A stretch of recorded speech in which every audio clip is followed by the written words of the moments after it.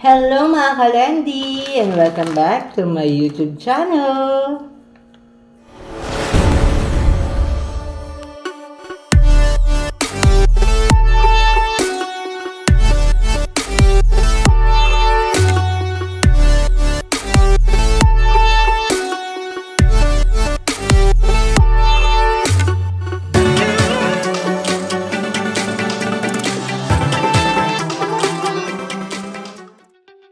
And for today's video mga kalendi, ating lulutuin at mumukbangin ang pasalubong binigay sa akin ng aking best friend na si Marceni Caber. Kaya mga kalendi, tara samahan niyo akong matakam at mabusog sa mukbang vlog na ating gagawin. At sinimulan ko na nga sa pagbubukas ng aming ref. Nakakahiya, walang laman. O diba ang magic sarap na sa loob ng ref? San ka pa? Since wala tayo nakitang bok choy, buti nilang may pechay at onion leeks. Kaya mga kalendi, laban na yan. Hugasan at hiwain. And tada! Ayan na ang kinalabasan.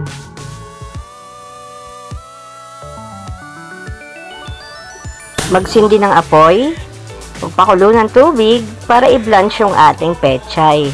Nakakahiya yung itsura ng aking kaldero. Ang itim! Pag kumibot-kibot na ang tubig, ilagay ang pechay, ang banggang pechay, and then i-blanch for about a minute. Huwag naman sobrang tagal para hindi sobrang lambot. And let's open our Ramen King's seaweed sesame seeds. Ayan, excited na ako kasi this is my first time eating this ramen. Fresh from Korea. And of course, andyan ang dried seaweeds and sesame seeds toppings. Meron din siyang powdered flavor. And of course, hindi mawawala syempre ang noodles. My favorite. And oops, I forgot, nalaglag kasi ang flavored sesame oil.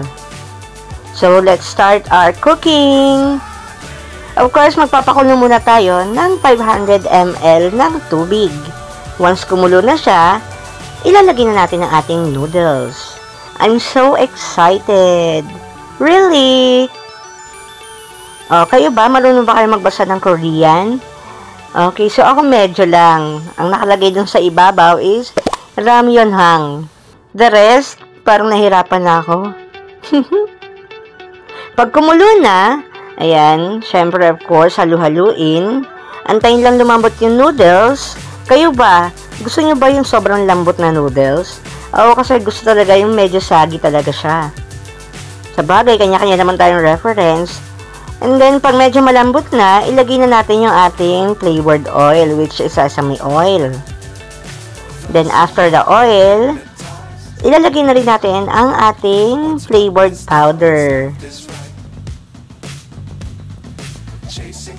Hala, sige, kalendi, simutin mo yan. Sayang. Taktak mo lang ng itaktak. Go!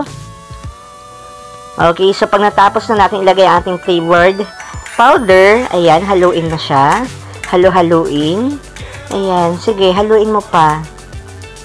And then, of course, syempre, hindi mawawala ang isa sa mga favorite ko nilalagay sa ramen or noodles, ang onion leeks.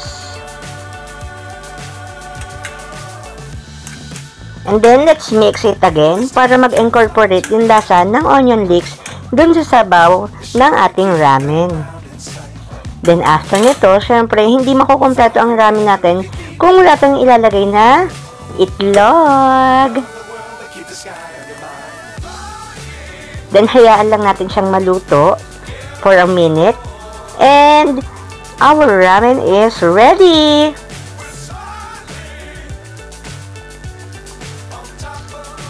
Yung last one, ililibig natin siya.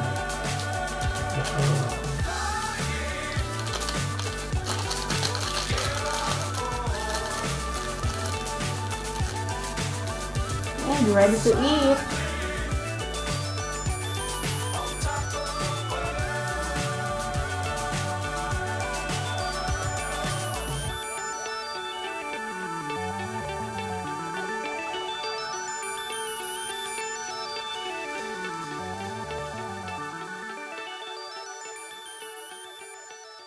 And everyone, let us start our mukbang.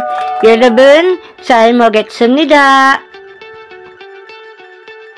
O diba, may pa-Korean pa ako nalalaman. Ibig sabihin po nun, everyone, thanks for the meal. Ito yung sinasabi nila bago ka kumain in Korean.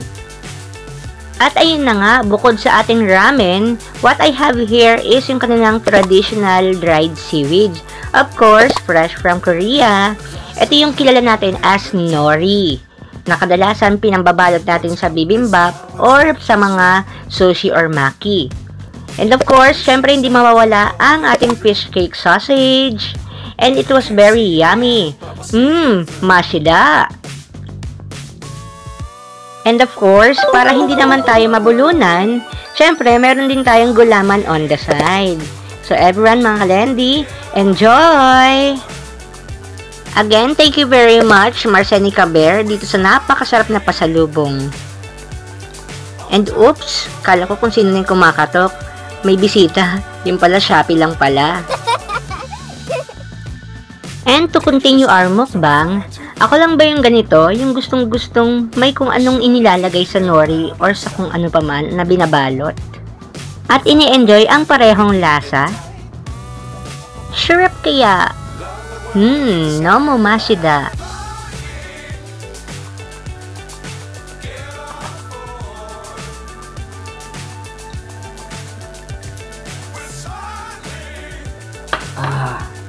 Ayun. And we're done eating. We're done on our mukbang.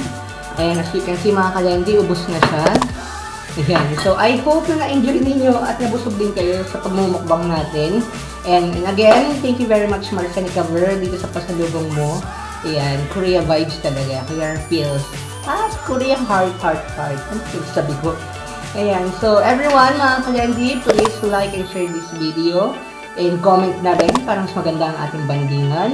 At sa mga hindi pa po nakapag-subscribe sa aking channel, please subscribe and don't forget to hit the notification bell para ma-notify ko kayo on my next vlog. So everyone mga kalani, this is Eloy. Bye-bye!